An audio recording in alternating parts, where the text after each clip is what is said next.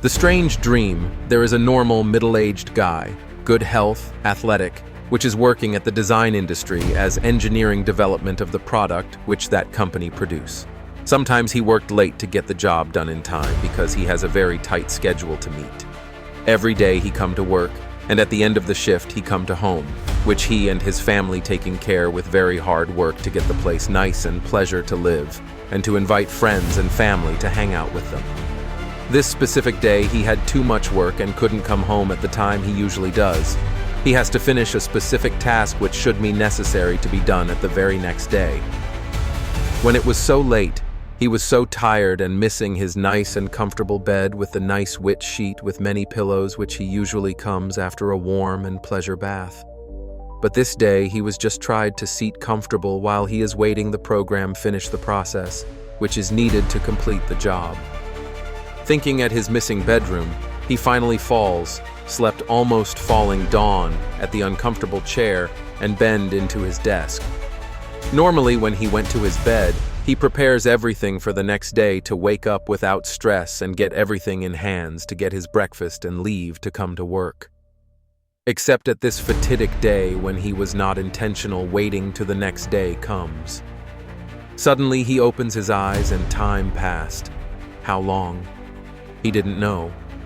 But he's stating to see around and didn't recognize the place. Wasn't his bad or his nice room. Perhaps he didn't collect his sheets and pillows at the night before. During the minutes which is following, he sees a room like a laboratory or space station or something similar. The bed which he was laid down is cold and not soft like his one. He blinked his eyes and turned his head to recognize the location, and he's starting to remember what was happening last night, not exactly the previous night. When he turned his head from one side to another, he heard a tine sound like an electric actuator motor running according to his head moving. He can see now many people around him, looking for him and talking about his movements and reactions. Trying to stand up at the bed or point something at the place with intention to ask them, "What is that?" or "Where is it?" His voice sounds like a synthetic artificial voice, or AI voice, not his real voice. But he didn't have the full control of his reactions. But he had the perfect memory of the project he was working for a long time, and it was at the final phase of the project, which was humanoid robots. But his job was not related to the robot brain control.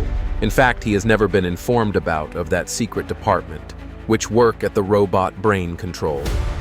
But all those memories were clean at his mind, but anything related to this location and this condition he was feeling at that moment.